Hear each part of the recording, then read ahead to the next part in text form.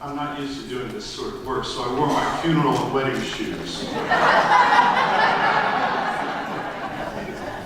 I'm not used to talking without a guitar on my neck, so for protection, I'm just going to put it on. I must tell you that normally when I wander around the world, I'm not playing for a bunch of musicians. I'm not playing for people who know that they have to expend a tremendous amount of energy, physical resources, time, and spiritual and emotional energy in order to make music. I'm playing for civilians. And so it's a great honor to be among you, to be here in this community, for people who think music is important enough to sacrifice for. And I take the responsibility of this time to heart, and I hope that's useful for you. When we play music, essentially we're taking something that's a solo thing. You got to spend a lot of time alone. A lot of time in your room. You know, somebody asked John Mayer. You know John Mayer's name? Yeah. Fancy, you know, a $5 guitar player. And somebody asked Mayer one time, "Where'd you learn to play guitar like that?" He said, "In my bedroom." And so what we're essentially doing is taking something that's intensely private and personal and making it public. We're sort of turning it inside out. And I find that a really beautiful thing. But what it means is that there's a lot of alone time that underlies our time here together. Now the title of this talk is Bounded by Silence, Songs of Change. And the thing about music as an art form, and there's some other performance art forms that are like this, is until the last note dies, the song isn't complete. So when it's complete, it's gone. That's something on either end is bounded by silence. Painters go to work, they want a blank canvas or a blank sheet of paper. What we do is we want silence. And then we paint on someone's brain with sound, essentially. And so, bounded by silence comes from that. You can imagine in the tactile arts that this was true. If the moment you paused, something disappeared. Think of Michelangelo working on a big block of Carrara marble, working on his magnificent, over the bigger than life size statue of David. And he takes a break for lunch and it falls to dust. That is essentially what's going on. And what we do is we hold in our memories those performances and that thing. And all that time in your bedroom, all that time working by yourself is to create that memory. And then if you do use written music or lyrics, that's just simply a reminder of that. And we're measuring ourselves against that as we go. A song is a nearly perfect vehicle for living in someone else's shoes for a few minutes. That you can have for 3 or 4 minutes you can live in someone else's experience and have a sense of what their life must be like in an emotional and rational way. And then at the end of those 4 minutes you get your shoes back. Sometimes that's the relief. I want you to think back with me to 1963, because that's where we're going to start. In February of 1963, Blowin' in the Wind made the charts. Peter Vaughan, very popular song, of course. Sam Cooke heard that and decided if a white Jewish kid from Minnesota could write a tune like that about his people, that he should be able to write one too. Yeah. And he wrote, "Change is going to come." We'll come back to that. So February. In April, the Children's Crusade was going on in Birmingham. Dr. King was arrested and wrote a letter from a Birmingham jail to pastors who said that black people should be patient for their rights. Think about that for a second. Okay. In June, Myron E. LeBeckwith killed Medgar Evers in Jackson, Mississippi, the NAACP's field officer. In August, the March on Washington for Jobs and Freedom took place, 1963, August. And Dr. King gave the I Have a Dream speech that he's so famous for. In September, the 16th Street Baptist Church in Birmingham was bombed, killing 4 little girls. Their names were Addie Mae Collins, she was 14. Denise McNair, who was 11. Carol Robertson, age 14, and Cynthia West, 14. They were getting dressed up for the service in the basement when the bomb went off. In December 11th, Bertha Franklin the manager of the Hacienda Hotel in Los Angeles, shot and killed Sam Cooke in what everybody thinks was a scam. On December 22nd, 11 days later, his record company released Change Is Gonna Come. The verse that drove Sam Cooke to write Change Is Gonna Come was this one. How many years must a mountain exist before it is washed to the sea? How many years must some people exist before they're allowed to be free?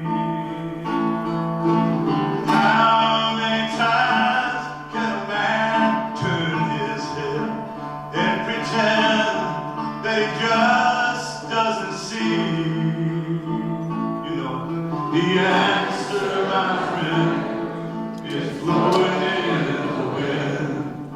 The answer is blowing in the wind.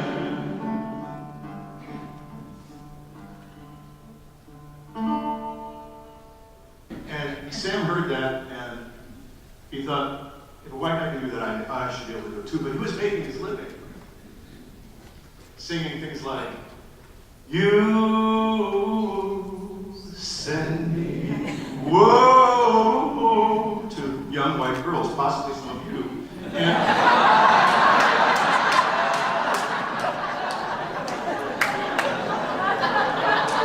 he was afraid of alienating that audience, but he finally committed to the tune and produced it himself. He had his own production company, one of the first artists, owned his own publishing and stuff. He was very keen. He'd been in the music business since he was 14 with the gospel soul stirrers. So Sam dumped a lot of money in the track, full symphony orchestra, French horns, a chart, the whole thing. And then got killed before the rest of us heard it. It's sort of astonishing things. If you think back to 1963, if Sam could sing this then, well, we can sing it now. I mean, we live in strange times. But we've seen worse.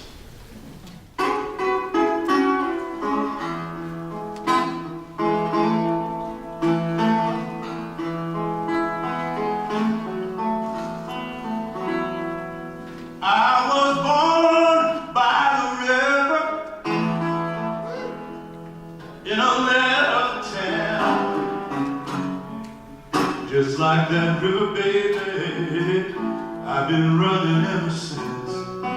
It's been a long,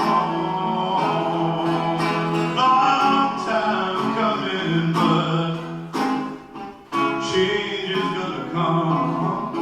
Oh, yes it is.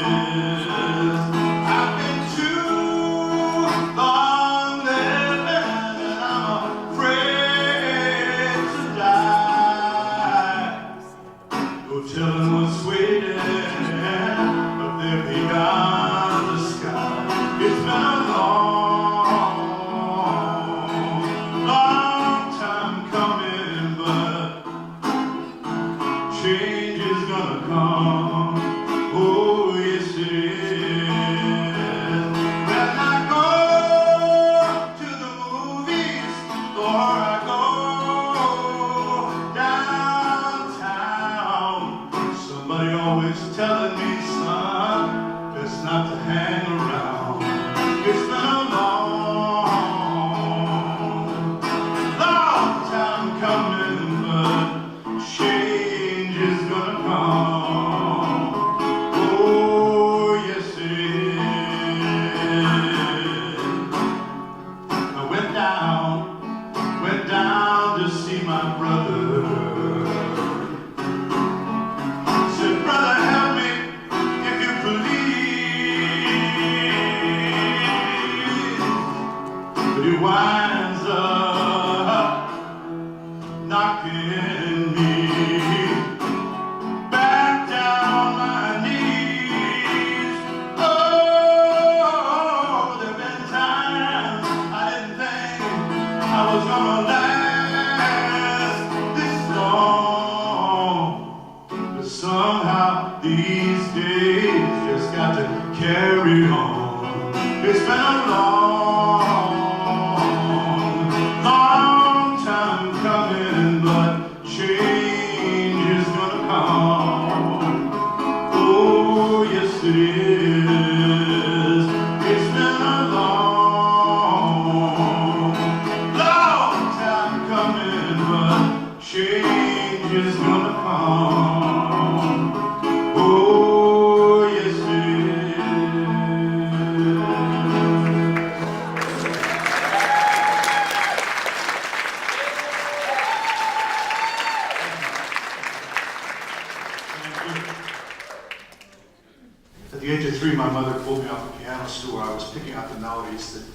records she listened to during the day. And I played everything I get my hands on. I played piano until I was about 7. I met the old lady with smelled of rose water and had a ruler in one hand would hit you with it. This woman has taught piano all over. And so I quit playing piano. I don't really see her any longer. But I play everything I get my hands on. Eventually, a banjo ukulele, showing the early affinity for obnoxious middle instruments. It was like a tomahawk with strings. You could fight your way to the bar with it and play the next day. But in 1967, I played flute in the elementary, middle, and high school bands. And then run into a band director who was like a great B World War II movie Nazi death camp guard. About that time, I went to a Mike Seeger concert, Pete's half brother. And he was playing Appalachian traditional music. He had like 17 instruments on stage, played them all. And halfway through the concert, Mike looks up, and a black man's coming in the back to him with a guitar case. And he stops his concert. He says, "John, come up here. You all need to hear this man play. John, come up here and play these people a couple." His concert, gave up his chair and sat this black grave digger down to play us some music. Well, John played a kind of music I didn't know existed in America. It wasn't on the radio. I didn't know nobody played it. It was the most complicated and wonderful guitar music I had ever heard, and I started playing guitar a month later. This was 52 years ago. So this is the sound that made a guitar player out of me. Now, if you've been thinking about learning to play guitar but kind of putting it off, your fingers have to hurt. It takes a lot of time. You're thinking about, you might want to leave now, because this is the tune that pushed me over the edge.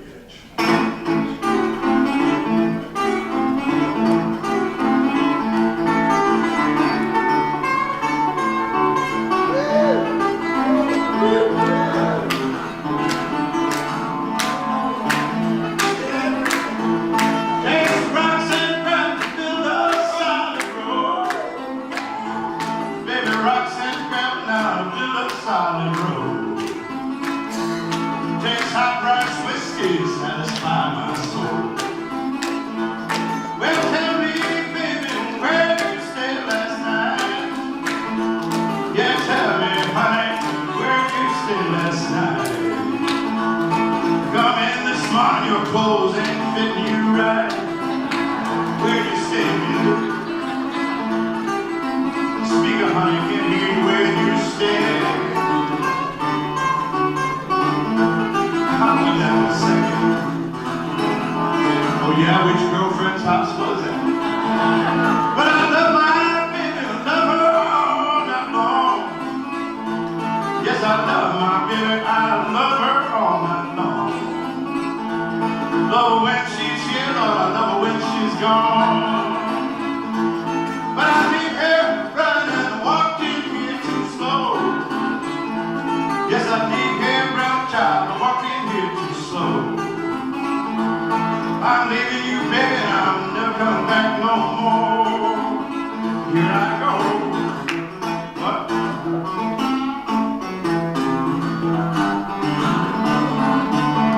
Out the back door.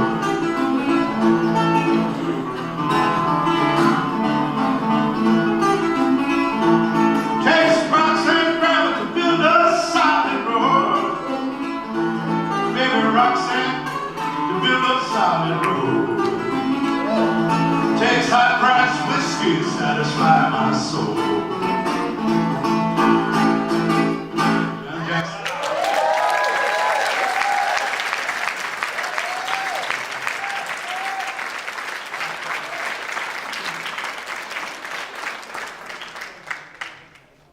Now, I continued my formal and informal music studies when I went to college. I took an independent degree at a school that didn't offer a music degree, luckily.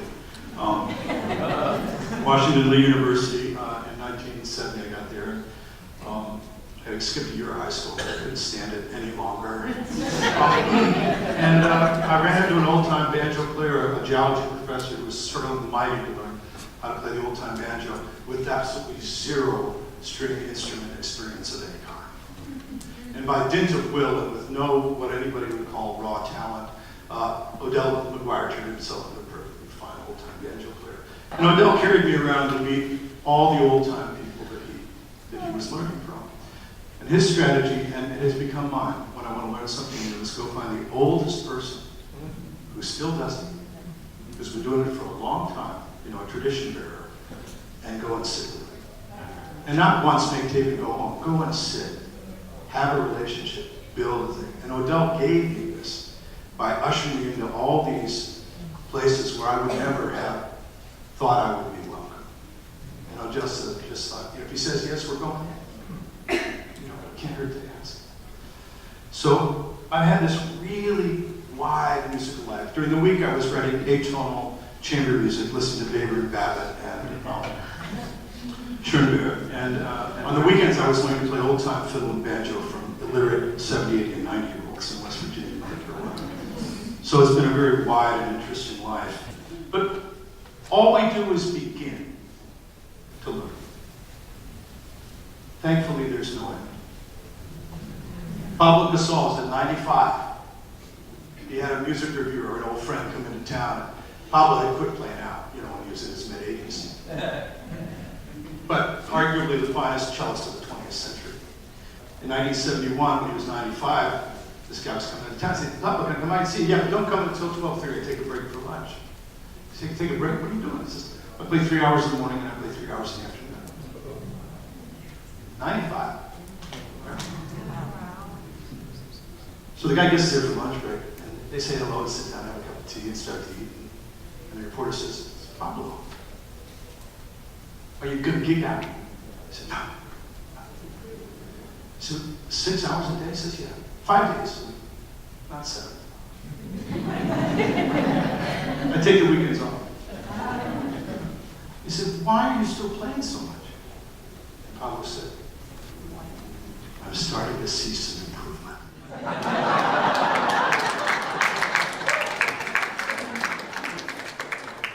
I want to frame what it is we do, because the modern world has a very warped idea of what we do, how we do it, and why. And I want to take these in order. I'm going to talk a little bit longer rather than play, but I'm going to keep my guitar on for protection and security. First, what are we doing? In 2000, I was selected as a public fellow at UNC in Chapel Hill and got paired up with a professor to work on a proposal which was to develop coursework and a paper on teaching as a performance art. And I was going to do the brain science and the performer part of it, and Dr. Wally Hannum at the School of Ed, graduate school, was going to do the pedagogy of why we have an educational system in this country that's still based around the 18th century model of preparing people to stand on a production line for 8 or 10 hours without complaining. Just subjected to as much boredom and repetitive things as they possibly could, deaden the brain and then control. And we were about 4 months into that when Wally got a call from the World Health Organization. They were training nurses in Africa, lay nurses, to go out and try and stop the AIDS epidemic. And they go out in the bush and fail. And they said, "Wally, we're not teaching them right. We need to, we need your help here." And Wally called me and he said, "Scott, I'm going to have to stop our work together for a while." He told me what the problem was. He said, if I teach badly here, some grad student will get a C. If I teach badly there, people will die. I said, "Wally, go. Let me know what happens." So 4 months later, Wally's back in the country for a little while. And he called me, coffee. I said, "Great, coffee."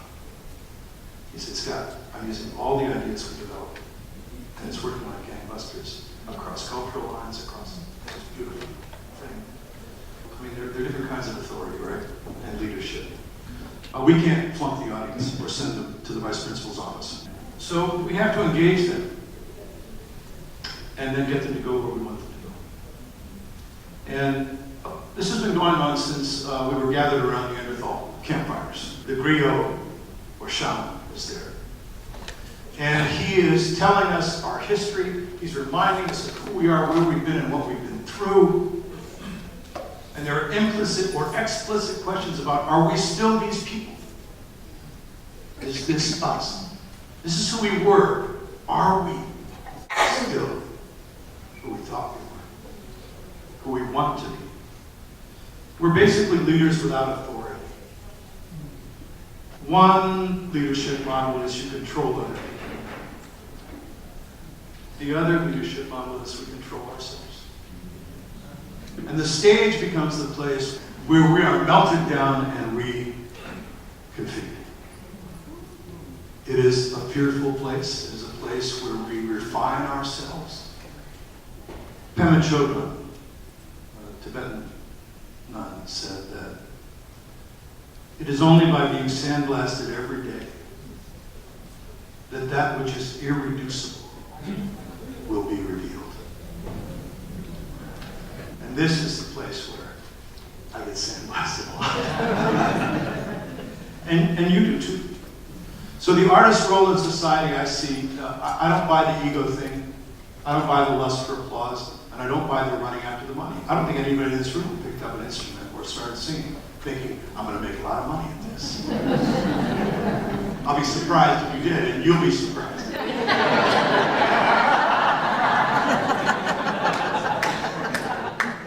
But I think what we do is we hold a mirror up to our culture. We reflect back for them some portion of who we are. And then, by doing that, we raise the question, are we happy with this? It makes music not so much an entertainment, it has to be entertaining, as a tool to shape a community. And I think that's the work we do. I think we're taking a bunch of strangers and turning them into a group. And we do it with something as simple as sound in the air. So I'm going to argue that what we're doing is less self-expression. Or if it is self-expression, it's self-expression for community expression. That we are servants of the community when we take this place. And in the same way the shaman was loved and feared, we can be loved and feared. But the arts aren't a luxury. They're a survival mechanism. They cement the bonds between people, which makes the survival of a hunter-gatherer group more likely. Individualism is the luxury. If we look back at the Paleolithic art, the cave art in Lascaux, France, and Altamira, Spain, 12,000 years old, they discovered a cave in 1992 in the wine country in France, Chauvet Cave, that pushed the dawn of art back 40,000 years to 50,000 years ago. There are 40,000-year-old fragments of bone flutes that have been found in caves in Iceland and in Slovenia. Music and art are not negotiable. You don't take them out of us and still wind up with human beings at the end. It's one of the building blocks that allows our species to survive. And to try and dismiss it as a bauble on the wrist of some rich person is crazy. We need these things. They help us survive. Which is why every one of you picked up an instrument. You picked it up to cement your survival. For me, music is my religion. I worship at the altar of the sounds that we make. Those sounds unite us in joy or grief. They shape us and guide us forward and remind us of our history. And all of those things are critical to me knowing who I am now and aiming me toward who I'd like to be. What I say about religion is, as a repository for the great questions that attend human life in this plane, religions can be a force, a great force for good. But they're a force for evil the moment they think they've answered any of them. A religion lives in its questions, and it dies in its answers. And it will also allow someone to kill their neighbor. I mean, surety is a lethal force in human communities, being sure you're right. Oliver Wendell Holmes Jr., the son of a senator, went into the Civil War 3 times from Massachusetts. He was wounded twice and sent home, recovered, and went back into that bloody conflict. And he came out of the war with this idea, that it is surety, being sure that you're right, that is the root of all violence. Yes. Yes. And as a Supreme Court justice later, he entertained the questions deeply, but even when he had to make a judgment, he did not claim that his judgment was necessarily right, but that it appeared to be this, and he made his rulings. But he held them very tenderly and couched them carefully. because he had enough of violence. So I like songs that raise questions better than songs that purport to provide answers. The second thing is, how do we do it? And talent, the notion of talent, is bandied about in ways that I find offensive.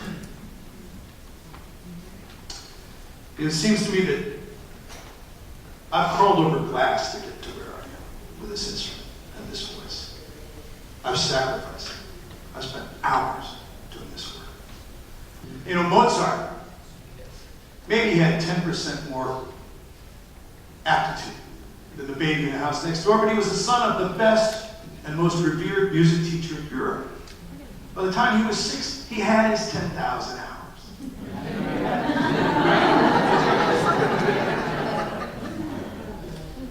So I think that talent is the excuse civilians use to excuse themselves from having to do the work that we do. I'd love to play music, but I just don't have your talent.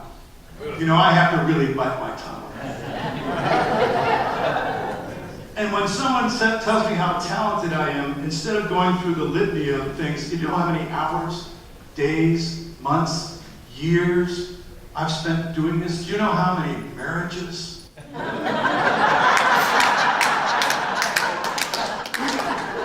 much time with my children I have lost? Do you have any idea the financial cost of the roads not taken? Instead, I just say thank you. And repeat that litany in my head. The notion of talent is a very dangerous thing. I consider it an opiate, a dangerous mirage. It's like you're lying on a bunk underneath a store in Chinatown somewhere on dirty sheets in the opium smoke haze, thinking, tomorrow I'll play better.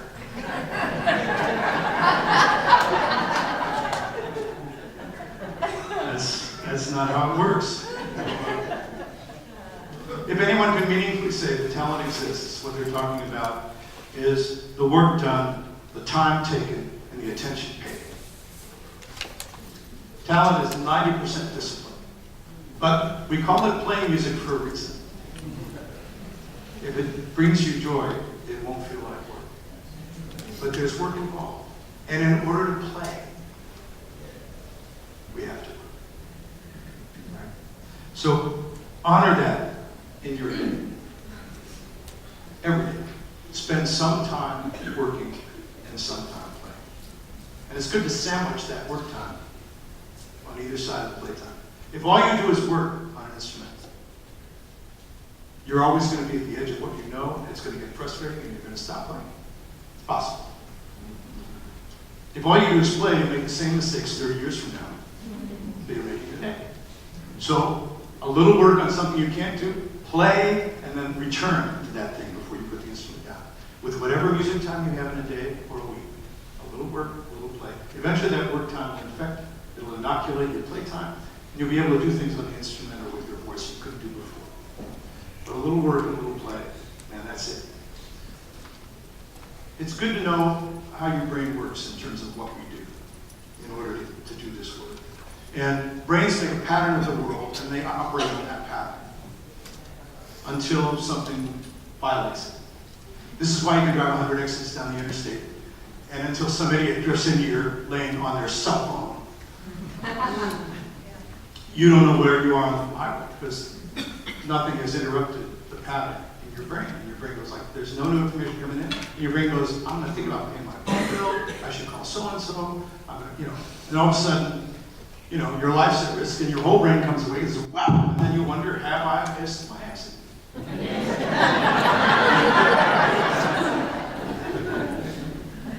But your brain encodes not what we hope for, but what we do. And so if you play it wrong, you encode it wrong.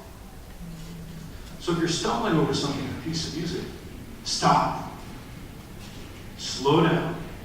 Figure out what the problem is. Sort it out. then work your way back up to speed, and then drop it in context to the tune. Try it again. You can't actually break a bad habit. This is the news from brain research. We don't break habits. We make new ones.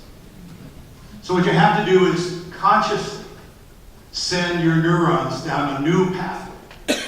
Not the one they want to go down. And they really want to go down that one. It's all lined up. The lines are painted on the highway. It's ready to go.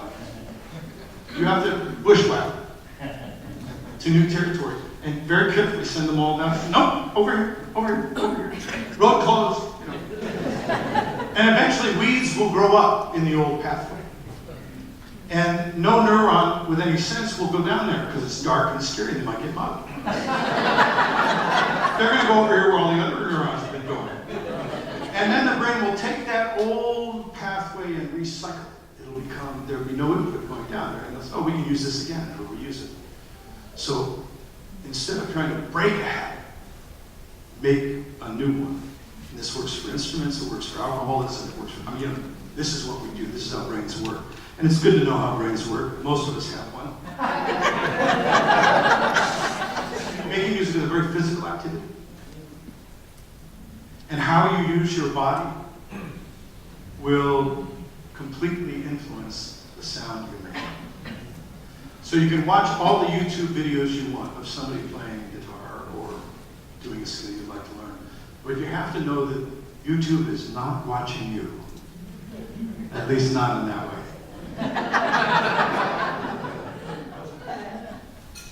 A good teacher will look at you and say, your hands don't look right. Try it this way.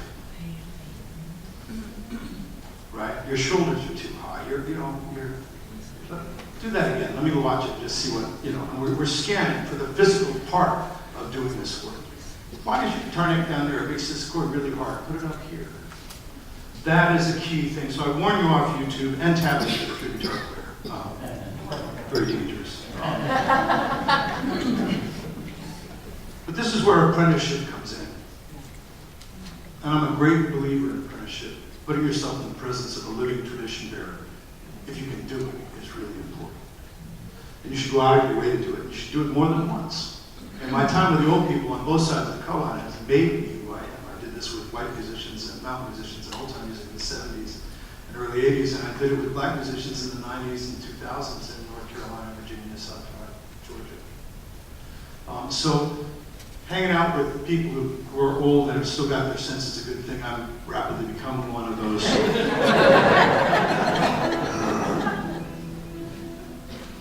But what I say about apprenticeship is that I believe in apprenticeship. And what we love changes us. You should let the music, the tradition, change you before you change it. The Africans have a proverb: the hand that gives is always above the hand that receives. So make sure you put your hand under. Right. And you're going to receive. The Catholic nun and artist and educator Creative Kent once said, to understand is to stand under, which is to look up to, which is a very good way to understand. So you submit in some way. Allow yourself to be changed. Now, for a tradition to survive, it has to fit in your mouth. It has to fit in your experience. It has to be suited to our times, which means it has to stay the same. It has to change. But before you rush in there and make a bunch of adjustments, take the time to really know what it is. Zora Neale Hurston, who's buried here in Florida at Fort Pierce, did a lot of collecting of stories and songs. And she would go and hang out in these camps, turpentine camps and lumber camps. And she would stay with the people she was learning from until she could sing the song the way they said, oh, that's how it goes. She would tell the story until they said, yeah, that's it. That's it. She was building a relationship, but also allowing herself to be changed by the material so she could deliver it the way they delivered it. Once that is done, and you have assent from the community, then you can present it to someone else. Until that moment, you're still an apprentice. Now, I'm still an apprentice. but I have enough. I have compliments I can't repeat in polite company, black singers. And I wouldn't sing blues and talk about it were it not for my time with those old people. They made me who I am. I'm not the man I was raised to be. I'm not the Eagle Scout that I was. In some ways I am. I do still help old ladies across the street.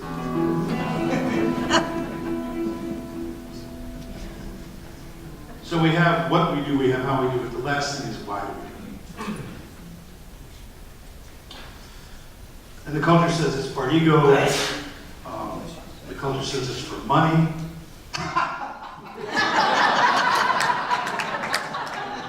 There has to be an easier way. I read a book of a man whose African great-grandfather told him, give your labor away. Don't sell it. If you sell it, you will belong to someone else. When we pay for something, we feel entitled to it. It's ours. We can do what we want with it. The transactional economy is I bought it, it's mine. Right? The gift economy is, I'll give you this and pass it on or whatever. And the gifts never actually equal out. Someone will give you a gift, you'll give them one that's more valuable, it's a little less valuable. It's never an equal trade. It's never stasis. It's always, there's a dance. It's always in motion, those relationships. And that little bit of debt between us helps us keep track of each other. He still owes me $5. So rather than music being a gift to us, it's our gift to others. And we work hard for that. And we tithe with our music, and sometimes we receive tithes in return. And in order for me to have more than a half a century of guitar playing, some money has had to change hands. Right? Otherwise, I'd have to have a whole bunch of other jobs. I wouldn't have as much time to play.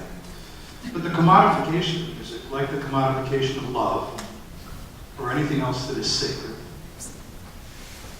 makes it profane.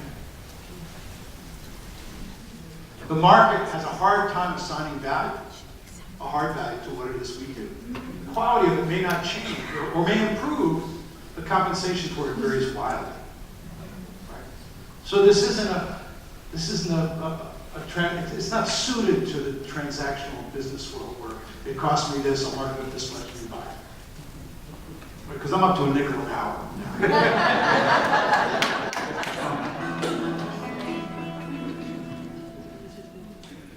But I think transactional economies tend to weaken communities.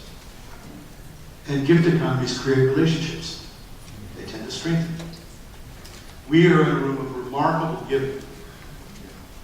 Everybody's sacrificed to be here, and it's not going to balance out. But that's part of the plan, is to have it be dynamic. A living community is going to be like this, and allow that to be what it is that happens. So why do we do this? I have no idea. I do know that I leave home to make a difference in the world, that I picked up the guitar to make a difference. And regardless of whether I make a lot of money or a little money, I can still pick this guitar up and make a difference. And I'm going to do it.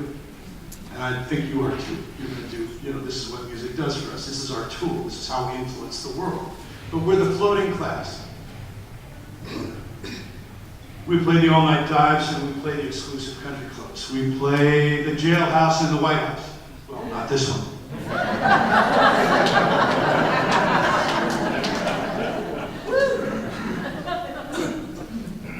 But I think we're operating under a different currency.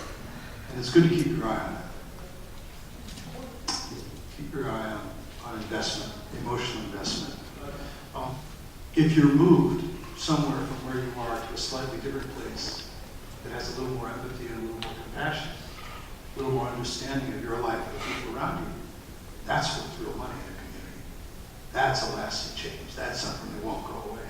And I think that's what we're aiming at. Aim your arrows at the right target. And lastly, years ago, a DJ at WPSU in Bethlehem, Pennsylvania, sent me a photo of a quote that he had taped over his desk at the station. And it said, "We can do good, we can make the world a better place, and we can do it with something as ephemeral as music in the air." And I wrote him back and said, "Man, that's great. Who's the author?" He said, "You."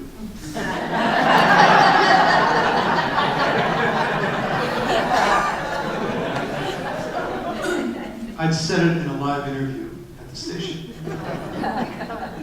Luckily, he wrote it down because I I'll tell you what, stand up for a second.